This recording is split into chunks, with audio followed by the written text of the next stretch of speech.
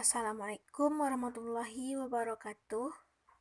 Halo semuanya, semoga dalam keadaan sehat dan walafiat ya. Baiklah, kami dari kelompok 1 dengan topik yaitu organisasi sektor publik yang beranggotakan 4 orang. Yang pertama Widya Afrila, yang kedua Fauziah Rinaldi Putri, yang ketiga Ais Novia Meila, yang keempat Depi. Dengan Bu Armel Yantifa SEMSI AK sebagai dosen pembimbing mata kuliah akuntansi sektor publik. Baiklah, materi-materi apa saja yang akan kami bahas? Yang pertama, definisi organisasi sektor publik. Yang kedua, karakteristik organisasi sektor publik. Yang ketiga, perbedaan organisasi sektor publik dan organisasi swasta. Yang keempat, tujuan organisasi publik. Yang kelima, ruang lingkup organisasi sektor publik. Yang keenam, contoh organisasi sektor publik. Yang ketujuh, jenis barang dan jasa publik, yang akan dijelaskan oleh teman-teman saya. Definisi organisasi sektor publik. Akuntansi sektor publik didefinisikan sebagai akuntansi dana masyarakat. Akuntansi dana masyarakat dapat diartikan sebagai mekanisme teknik dan analisis akuntansi yang diterapkan pada pengelolaan dana masyarakat. Dari definisi tersebut dapat diartikan bahwa dana masyarakat sebagai dana yang dimiliki oleh masyarakat, bukan individual, yang biasanya dikelola oleh organisasi sektor publik dan juga pada proyek-proyek kerjasama sektor publik dan swasta. Karakteristik organisasi sektor publik. Organisasi sektor publik memiliki karakteristik sebagai berikut. Pertama, bertujuan untuk mensejahterakan masyarakat secara bertahap baik dalam kebutuhan dasar maupun kebutuhan lainnya. 2. Aktivitas berupa pelayanan publik seperti dalam bidang pendidikan, kesehatan, keamanan, penegakan hukum, transportasi publik, dan penyediaan pangan. Yang ketiga, sumber pembiayaan berasal dari dana masyarakat yang berwujud pajak dan retribusi, laba perusahaan negara, peminjaman pemerintah, serta pendapatan lain-lain yang sah. Yang keempat, pola pertanggungjawaban. Bertanggung jawab kepada masyarakat seperti DPR, DPD, dan DPRD. Yang kelima, kultur organisasi bersifat birokratis, formal, dan berjenjang. Dan keenam, penyusunan agenda dilakukan bersama masyarakat dalam perencanaan program. Dan yang terakhir yaitu stakeholders dapat dirinci sebagai masyarakat Indonesia, para pegawai organisasi, para kreditor, para investor, dan lembaga-lembaga internasional termasuk lembaga donor internasional. Selanjutnya, perbedaan organisasi sektor publik dan organisasi swasta. Dilihat dari yang pertama, tujuan organisasi. Tujuan yang hendak dicapai oleh organisasi sektor publik berbeda dengan sektor swasta. Perbedaan yang menonjol adalah tujuan untuk memperoleh laba.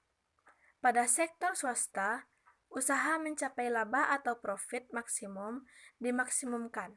Sedangkan pada sektor publik, bukan hanya untuk mencapai keuntungan semata, namun juga dalam rangka penyediaan pelayanan publik, seperti layanan pendidikan, layanan kesehatan masyarakat, penegakan hukum, transportasi massal, dan lain sebagainya. Yang kedua, dilihat dari sumber pembiayaan. Perbedaan sektor publik dengan sektor swasta dapat dilihat dari pendanaan organisasi atau dalam istilah manajemen keuangan disebut struktur modal atau sumber pembiayaan. Sumber pembiayaan sektor publik berbeda dengan sektor swasta dalam hal bentuk, jenis, dan tingkat risiko. Pada sektor publik, sumber pendanaan berasal dari pajak dan retribusi, charging for service, laba perusahaan milik negara seperti BUMN atau BUMD, pinjaman pemerintah berupa utang luar negeri dan obligasi pemerintah, penjualan aset negara, dan pendapatan lain-lain yang sah dan tidak bertentangan dengan peraturan perundangan yang ditetapkan. Sedangkan untuk sektor swasta, sumber pembiayaan dipisahkan menjadi dua, yaitu internal dan eksternal. Sumber pembiayaan internal terdiri atas bagian laba yang diinvestasikan kembali ke perusahaan. atau retained earnings, dan modal pemilik. Sumber pembiayaan eksternal, misalnya utang bank, penerbitan obligasi, dan penerbitan saham baru untuk mendapatkan dana dari publik. Yang ketiga, pola pertanggungjawaban. Pertanggungjawaban manajemen sektor publik berbeda dengan sektor swasta. Manajemen pada sektor swasta bertanggung jawab kepada pemilik perusahaan atau pemegang saham dan kreditor atas dana yang diberikan. Pada sektor publik, manajemen bertanggung jawab kepada masyarakat karena sumber dana yang digunakan oleh organisasi sektor publik dalam rangka pemberian pelayanan publik berasal dari masyarakat atau public funds. Pola pertanggungjawaban di sektor publik bersifat vertikal dan horizontal. Pertanggungjawaban vertikal atau vertical accountability adalah pertanggungjawaban atas pengelolaan dana kepada otoritas yang lebih tinggi. Misalnya, pertanggungjawaban atas pengelolaan dana kepada pemerintah pusat. Pertanggungjawaban horizontal atau horizontal accountability adalah pertanggungjawaban kepada masyarakat luas. Selanjutnya, yang keempat, struktur organisasi. Secara kelembagaan, organisasi sektor publik juga berbeda dengan sektor swasta. Struktur organisasi pada sektor publik bersifat birokratis, kaku, dan hierarkis. Sedangkan struktur organisasi pada sektor swasta lebih fleksibel. Salah satu faktor utama yang membedakan sektor publik dengan sektor swasta adalah adanya pengaruh politik yang sangat tinggi pada organisasi sektor publik. Yang kelima, karakteristik anggaran dan stakeholder. Jika dilihat dari karakteristik anggaran, pada sektor publik, rencana anggaran dipublikasikan kepada masyarakat secara terbuka untuk dikritisi dan didiskusikan. Anggaran bukanlah suatu rahasia negara. Berbeda dengan di swasta, di mana anggaran pada sektor swasta bersifat tertutup dan merupakan rahasia perusahaan. Dari sisi stakeholder, pada sektor publik stakeholder dibagi menjadi dua, yaitu internal dan eksternal. Pada stakeholder internal, antara lain adalah lembaga negara, yaitu kabinet, MPR, DPR, dan sebagainya. Kelompok politik, yaitu partai politik, manajer publik, yaitu gubernur, BUMN, BUMD, dan pegawai pemerintah. Sedangkan stakeholder eksternal pada sektor publik seperti masyarakat pengguna jasa publik, masyarakat pembayar pajak, perusahaan, dan organisasi sosial ekonomi yang menggunakan pelayanan publik sebagai input atas aktivitas organisasi, bank sebagai kreditor pemerintah, badan-badan internasional seperti IMF, ADB, PBB, dan sebagainya, investor asing, dan generasi yang akan datang. Pada sektor swasta, stakeholder internal terdiri dari manajemen, karyawan, dan pemegang saham. Sedangkan stakeholder eksternal terdiri dari bank, serikat buruh, pemerintah, pemasok, distributor, pelanggan, masyarakat, serikat dagang, dan pasar modal. Yang keenam, sistem akuntansi yang digunakan. Perbedaan yang lain adalah sistem akuntansi yang digunakan. Sistem akuntansi yang biasa digunakan pada sektor swasta adalah akuntansi berbasis akrual atau accrual accounting, sedangkan pada sektor publik lebih banyak menggunakan sistem akuntansi berbasis kas atau cash accounting. Yang ketujuh, dilihat dari tolak ukur. Tolak ukur organisasi sektor publik sulit diidentifikasi secara jelas. Apakah pencapaian kepuasan masyarakat, keberhasilan dalam memanfaatkan dana sesuai dengan anggaran, atau efisiensi dan efektivitas kegiatan? Sedangkan sektor swasta lebih jelas dalam pengukurannya, yaitu mencari laba. Assalamualaikum warahmatullahi wabarakatuh. Baiklah, saya akan melanjutkan penjelasan dari materi tujuan organisasi publik. American Accounting Association 1970 dalam Glenn 1993 menyatakan bahwa tujuan akuntansi pada organisasi sektor publik adalah untuk yang pertama, memberikan informasi yang diperlukan untuk mengelola secara tepat, efisiensi, dan ekonomis atas suatu operasi dan alokasi sumber daya yang dipercayakan kepada organisasi. Yang kedua, memberikan informasi yang memungkinkan bagi manajer untuk melaporkan pelaksanaan tanggung jawab mengelola secara tepat dan efektif program dan penggunaan sumber daya yang menjadi wewenangnya, dan memungkinkan bagi pegawai pemerintah untuk melaporkan kepada publik atas hasil operasi pemerintah dan penggunaan dana publik. Baiklah, selanjutnya saya akan menjelaskan tentang ruang lingkup organisasi sektor publik. Secara teoritis, akuntansi sektor publik merupakan bidang akuntansi yang mempunyai ruang lingkup lembaga-lembaga tinggi negara dan departemen-departemen di bawahnya, pemerintah daerah, yayasan, partai politik, perguruan tinggi, dan organisasi-organisasi non-profit lainnya. Baiklah, ruang lingkup organisasi sektor publik dibagi pula menjadi yang pertama, di Indonesia akuntansi sektor publik mencakup beberapa bidang utama, yang mana ada 6 akuntansi di bidang utama di Indonesia. Yang pertama, akuntansi pemerintahan pusat. Pemerintahan pusat adalah Presiden RI yang memegang kekuasaan pemerintah negara sebagaimana dimaksud dalam Undang-Undang 1945. Konteks pemerintah pusat juga meliputi lembaga tinggi negara yang ada di Indonesia. Lembaga-lembaga tinggi negara diatur dalam Undang-Undang 1945 sampai amandemen keempat dan dijelaskan dalam beberapa peraturan perundang-undangan turunannya. Salah satunya Undang-Undang Nomor 27 Tahun 2009 tentang MPR, DPR, DPD, dan DPRD.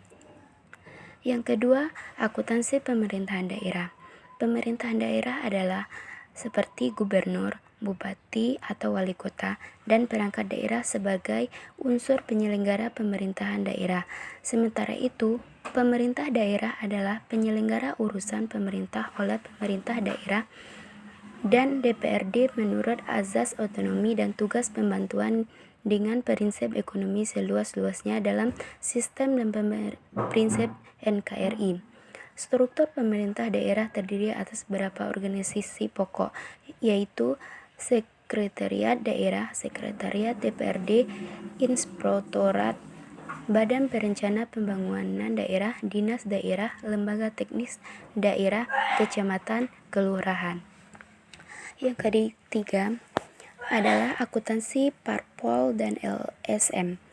Partai politik menurut Undang-Undang Nomor 2 Tahun 2008 adalah organisasi yang bersifat nasional dan dibentuk oleh sekelompok WNI secara sukarela atas dasar kesamaan kehendak dan cita-cita untuk memperjuangkan dan membela kepentingan politik anggota, masyarakat, bangsa dan negara, serta melihara keutuhan NKRI berdasarkan Pancasila dan Undang-Undang 1945. Yang keempat adalah akuntansi yayasan, yang mana pengertian yayasan adalah suatu badan hukum yang mempunyai maksud dan tujuan bersifat nasional, keagamaan, dan kemanusiaan yang didirikan dengan memperhatikan persyaratan formal yang ditentukan dalam undang-undang. Yayasan yang kekayaannya berasal dari negara, bantuan luar negeri, pihak lain atau memiliki kekayaan dalam jumlah yang ditentukan dalam undang-undang wajib diaudit oleh akuntansi publik dan laporan tahunannya wajib diumumkan dalam surat kabar berbahasa Indonesia. Yang kelima, akuntansi pendidikan dan kesehatan seperti puskesmas, rumah sakit, dan sekolah. Rumah sakit atau RS berdasarkan fungsinya memberikan layanan kesehatan kepada masyarakat sehingga bagian besar dikelompokkan dalam organisasi sektor publik yang tidak berorientasi secara keuntungan. Kecuali beberapa rumah sakit yang didirikan oleh perseorangan terbatas atau PT yang secara eksplisit memang bertujuan mencari keuntungan.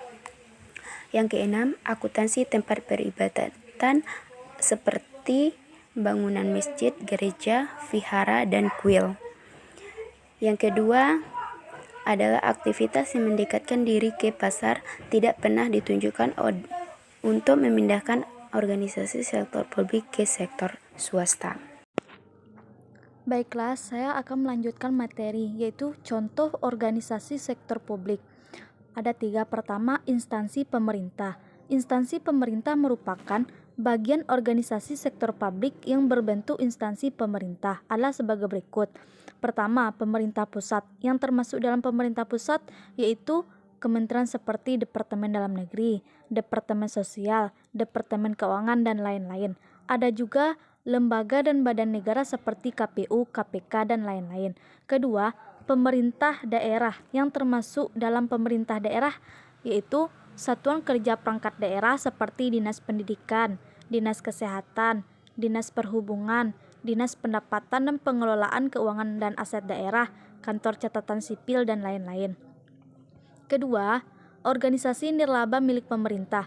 Organisasi nirlaba milik pemerintah merupakan bagian organisasi sektor publik yang bentuknya bukan instansi pemerintahan, tetapi dimiliki oleh pemerintah. Contohnya, perguruan tinggi BHMN, rumah sakit milik pemerintah seperti RSCM, RS daerah, dan yayasan milik pemerintah. Ketiga, organisasi nirlaba milik swasta. Organisasi nirlaba milik swasta merupakan bagian organisasi sektor publik yang dimiliki dan dikelola oleh pihak swasta. Contohnya, yayasan seperti Sampurna Foundation, Dompet Duafa Republika, dan lain-lain. Ada juga sekolah dan universitas swasta dan rumah sakit milik swasta. Selanjutnya, jenis barang dan jasa publik. Barang dan jasa publik merupakan barang dan jasa yang derajat eksklusivitas dan derajat keterhabisannya sangat rendah. Ada 5. Pertama, penyediaan kapal penumpang yang dikelola oleh PT atau Persero Pelni, menyediakan infrastruktur transportasi. Kedua, perkotaan dan pengadaannya menggunakan anggaran pendapatan dan belanja daerah. Ketiga, penyediaan pelayanan kesehatan. Keempat, penyediaan pelayanan pendidikan, dan yang terakhir pelayanan kelalu lintasan.